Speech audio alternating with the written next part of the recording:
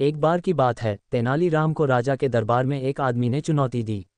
उसने कहा, राजा महाराजा, मुझे दिन भर आपके पास स्थान देने की इजाज़त दीजिए, और अगर मैं किसी विचित्र काम को करके आपको हंसी नहीं आएगी तो मुझे सजा देने का हक है। राजा ने इस चुनौती को स्वीकार किया।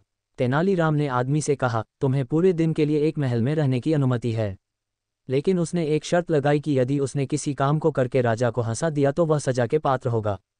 आदमी ने स्वीकार किया और महल में रहने लगा। पूरे दिन वह अनेक काम करने लगा, परंतु कोई भी काम राजा को हंसाने वाला नहीं था। समाप्ति में तेनालीराम ने अपने पैरों में छिपे सिक्के को निकाला और उसने आदमी से कहा, तुम्हारा काम सिद्ध हुआ, क्योंकि तुमने मुझे हंसाया नहीं। आदमी आश्चर्यचकित था, क्योंकि वह राजा को हंसाने वाला कोई काम नहीं किया था। तब तेनालीराम ने कहा, तुमने मुझे उस प्रतिबंधित स्थिति में भी नहीं हंसाया जब मैंने तुम्हें एक महल में बंद कर दिया था।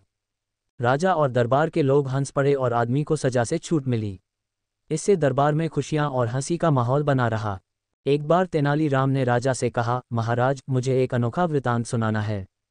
राजा ने उन्हें अनुमति दी और तेनालीराम ने ये कहानी सुनाई। एक बार एक गांव में एक आदमी ने एक सांप को पकड़ लिया।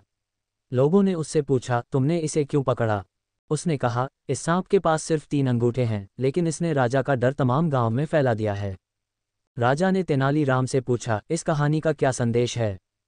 तेनालीराम ने कहा, महाराज, संदेश यह है कि कुछ लोग छोटी छोटी बातों को बड़ा बना देते हैं और उनका दबदबा बढ़ा देते हैं, जैसे कि यह सांप जो सिर्फ 3 अंगूठों का है, लेकिन लोग उसका डर मानते हैं। राजा ने तेनालीराम की समझ को सराहा और समझा कि वह किस बात का संदेश देना चाहते हैं। तेनालीराम और विचित्र खजाना। एक दिन राजा अपने दरबार में खजाने की चर्चा कर रहे थे। तेनालीराम ने कहा, महाराज, मेरे पास एक विचित्र खजाना है जो आपके लिए अत्यंत महत्वपूर्ण हो सकता है। राजा ने उत्साहित होकर कहा, तेनाली, वाह, वह कैसा खजाना है? तेनालीराम ने कहा, महाराज, यह एक विचित्र खजाना है जो बिना तोड़े हुए ताले के बंद है। राजा ने आश्चर्य से पूछा, कैसे?